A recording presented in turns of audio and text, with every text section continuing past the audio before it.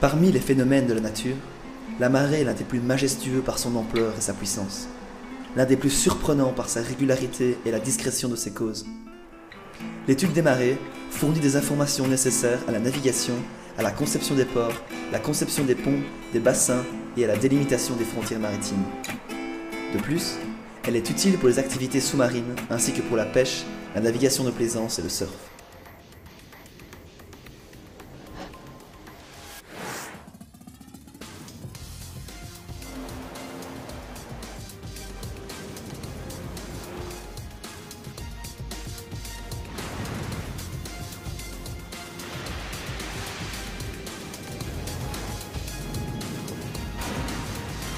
Pour tenter de comprendre le phénomène, voyons d'abord la Lune et ses origines.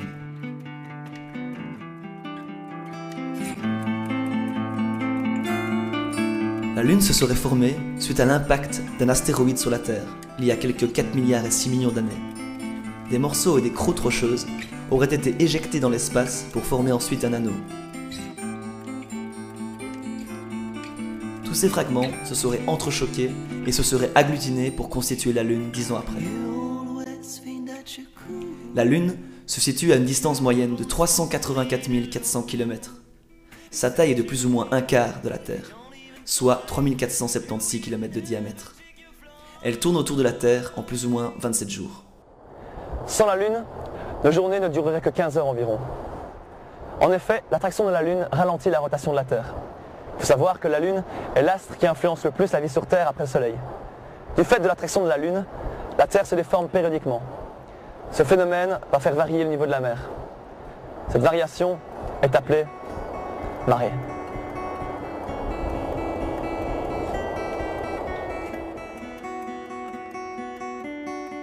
La marée est la respiration de la Terre.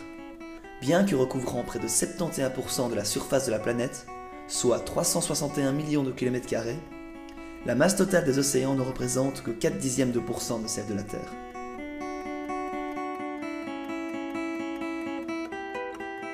En effet, leur profondeur moyenne d'environ 3500 mètres est négligeable devant les 6370 km du rayon terrestre.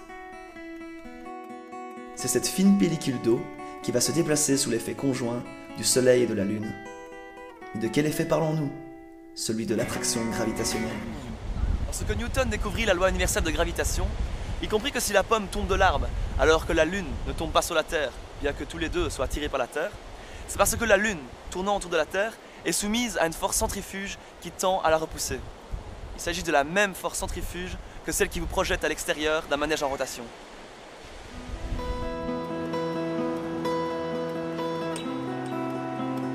En effet, la force gravitationnelle est plus forte du côté de la Terre qui est le plus près de la Lune. La variation de la hauteur des marées dépend de la distance Terre-Lune. Plus cette distance diminue, plus grandes sont les marées. Lorsque le Soleil et la Lune sont alignés, ils tirent tous les deux sur les océans. Ce sont les grandes marées, qu'on appellera marées de Vivo.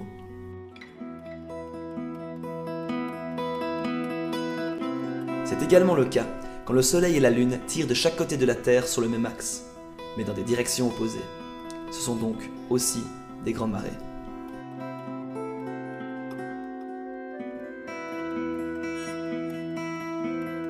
Par contre, lorsque le Soleil et la Lune tirent sur des axes opposés, les marées sont faibles.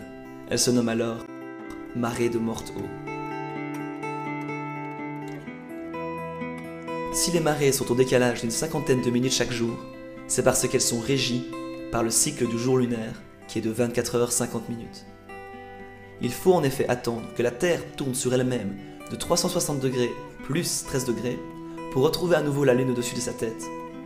L'intervalle de temps entre une marée haute et une marée basse est donc de 24 h 50 divisé par 4, 6 h 13 environ.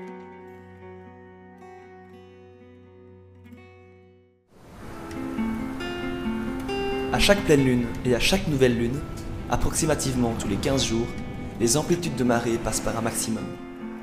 À chaque premier quartier et dernier quartier, les amplitudes de marée passent par un minimum.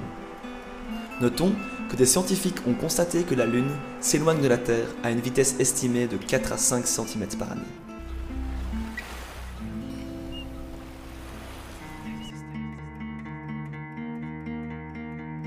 le marnage, qui correspond à la différence de hauteur d'eau entre une marée haute et une marée basse successive, dépend entre autres du type de marée, vivaux ou mortaux, directement liés au positionnement de la Lune et du Soleil par rapport à la Terre. Ces différentes positions relatives sont les 4 principales phases de la Lune. Nouvelle Lune, premier quartier, pleine Lune, dernier quartier.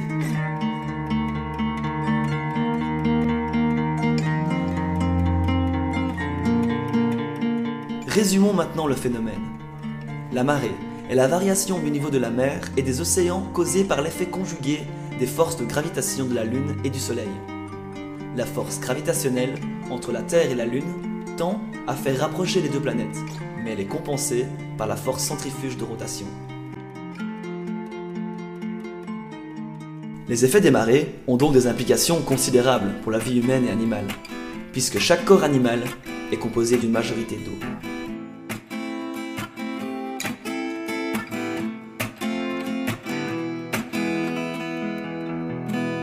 I know your situation, a lot of stuff to fix, but it's not only in your mind that you think you've got the time, but looking in front of you, you are passing it through, you make sure to forget now,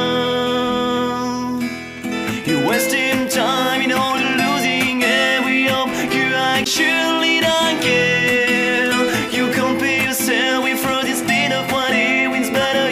Simply unfair.